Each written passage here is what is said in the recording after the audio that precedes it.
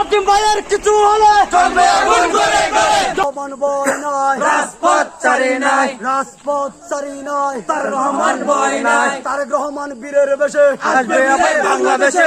বাংলাদেশ জাতীয়তাবাদী দল বিএনপি জাতীয় স্থায়ী কমিটির অন্যতম সদস্য, জাতীয় নেতা, আমাদের প্রাণপ্রিয় নেতা জনাব জননন্দিত জননেতা জনাব সালাউদ্দিন আহমেদকে কৌরচিপূর্ণ বক্তব্য ঢাকায় গতকালকে কক্সবাজারের একটি সংগঠনের শিশু সংগঠনের পদযাত্রায় আমাদের আবেগ, আমাদের ভালোবাসা, আমাদের বিশ্বাসের ঠিকানা জনাব সালাউদ্দিন আহমেদকে নিয়ে কৌরচিপূর্ণ বক্তব্য প্রদান করায় এনসিপির একজন ডারবি নাসিরকে তো টুকাইয়ের নেতা অশালীন বক্তব্য করায় আমরা বঙ্গবন্ধু ইউনিয়নবাসী তীব্র নিন্দা ও প্রতিবাদ জানাচ্ছি।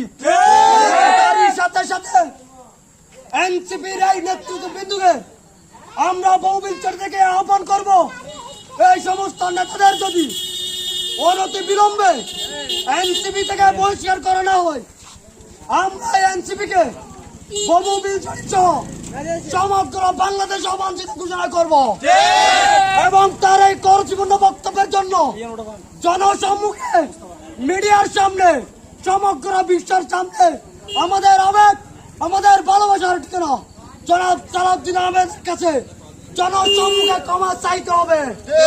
অন্যথায় এর চাইতে কঠিন থেকে কঠিন আন্দোলন আমরা গড়ে তুলবো ইনশাআল্লাহ। আপনারা আজকে বঙ্গবন্ধুর রাজপথে যারা আমার ঢাকায় সাড়া দিয়েছেন সকলকে কৃতজ্ঞতা প্রকাশ করছি।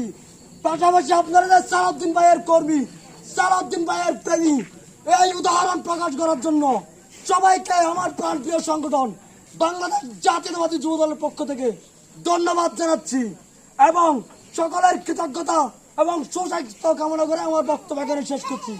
বাংলাদেশ জিন্দাবাদ, বাংলাদেশ জাতীয়তাবাদী দল বিএনপি জিন্দাবাদ, আমার প্রিয় নেতা জনাব সালাউদ্দিন আহমেদ জিন্দাবাদ, আগামীর রাষ্ট্রনায়ক তারুণ্যের প্রতীক তারেক রহমান জিন্দাবাদ। সবাইকে ধন্যবাদ।